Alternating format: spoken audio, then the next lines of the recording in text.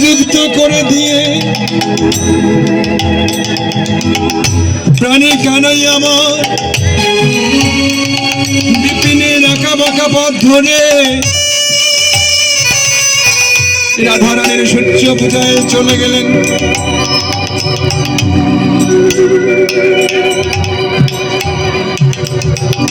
কানাইকে না পেয়ে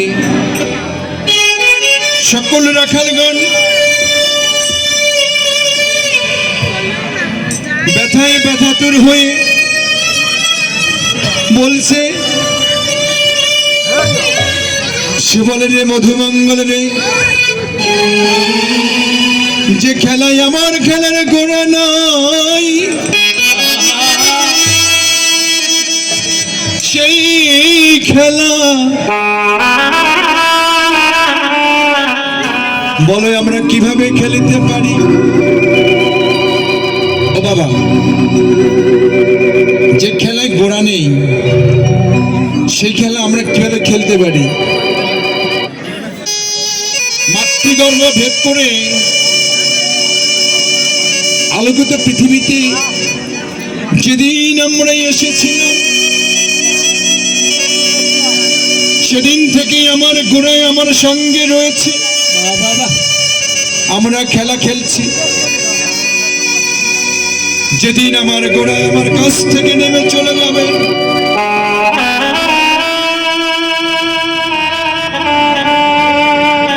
সেদিন আমার এই খেলা বন্ধ হয়ে যাবে। ও বাবা, কুরুক্ষেত্রের যুদ্ধ কতদিন হয়েছিল? 18 দিন হয়েছিল না? আমাদের দেহটা রয়েছে 18 মোকাম রয়েছে, তাই না বাবা? 18 দিন যুদ্ধ হলো। অর্জুনের রথের সারথি ছিল কি? ভগবান শ্রীকৃষ্ণ। এই 18 দিন যুদ্ধ হয়েছিল দুটি পক্ষ, একটা হলো কুরু পক্ষ, একটা হলো পাণ্ডু পক্ষ। না, পাণ্ডু পক্ষকে যুধিষ্ঠির, ভীম, অর্জুন, নকুল, সহদেব আর দুর্যোধনের একসাথে ভাই হচ্ছে কুরুপক্ষ। কুরুপক্ষের পেতে কি ছিল? কুরুপক্ষের পিতা ছিল ধৃতরাষ্ট্র। না, জ্ঞান। জ্ঞান হলো ধৃতরাষ্ট্র, অন্ধ, জন্মান্ধ।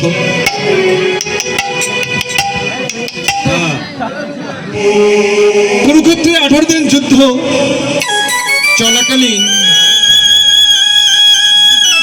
ভগবান শ্রীকৃষ্ণ অর্জুনের রথের সারথি হয়ে কতবার রথ থেকে নেমেছেন আর কতবার উঠেছেন। 18 দিন যখন যুদ্ধ শেষ করে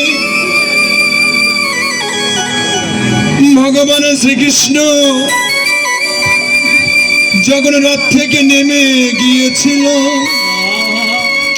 তখন কি হয়েছিল বলো? রথখানা দাউ দাউ করে আগুন জ্বলে উঠেছিল। না কেন?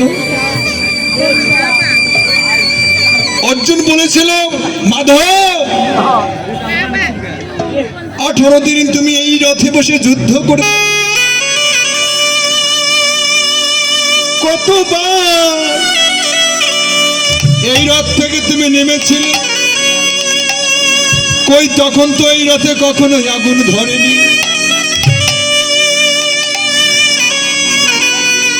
বলছে অর্জুন,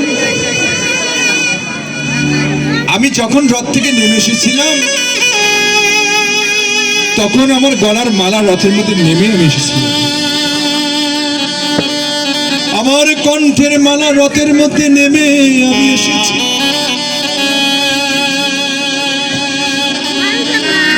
না, কৃষ্ণের মালা হচ্ছে আমাদের শ্বাস। বলছে অর্জুন,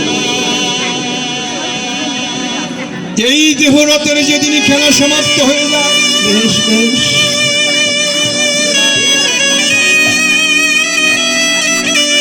এই দেহ রথে যেদিন যুদ্ধ সমাপ্তি হয়ে যায় সেদিন আমি রথ থেকে নেমে চলে যাই। আর এই দেহ থেকে আমি যেদিন নেমে চলে যাই সেদিন এই দেহ তো আর দেহ থাকে না। অর্জুন, যেদিন এই দেহ থেকে আমি নেমে চলে যাই সেদিন এই দেহ আর দেহ থাকে না, নশ্বর দেহ হয়ে যায়। সেই দেহটা আগুনে পুড়ে ছাই হয়ে যায়। এই দেহটা আগুনে পুড়ে ছাই হয়ে যায়। তাই বলছে অর্জুন, এই দেহ রথ